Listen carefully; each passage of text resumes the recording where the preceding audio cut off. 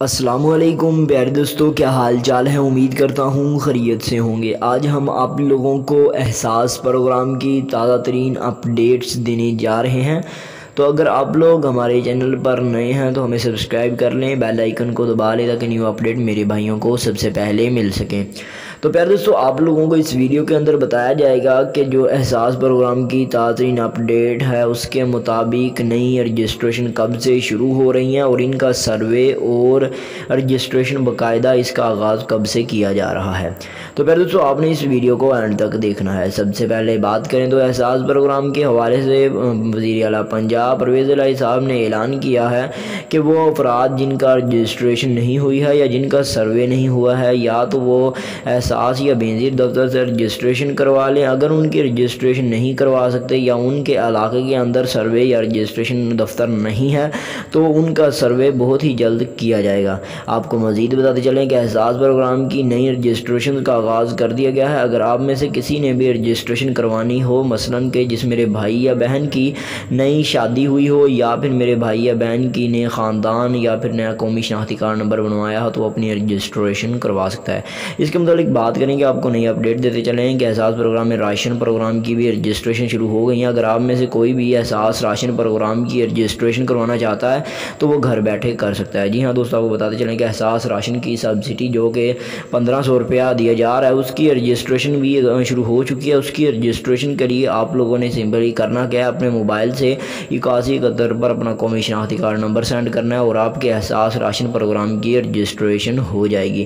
آپ کو مزید بتاتے چلیں کہ احساس راشن کے پروگرام کی رجسٹریشن کا بھی باقاعدہ سے آغاز ہو چکا ہے۔ اگر میرے بھائی یا بہن کی رجسٹریشن نہیں ہوئی ہے اور وہ احساس راشن پروگرام کی سبسڈی جو کہ 1500 روپیہ ہے لینا چاہتا ہے تو اپنی رجسٹریشن جو ہے 8171 پر SMS کر کے کر سکتا ہے۔ 8171 سے رجسٹریشن کا آغاز ہو گیا ہے تو آپ لوگ احساس راشن پروگرام کی رجسٹریشن 8171 کے ذریعے کر سکتے ہیں۔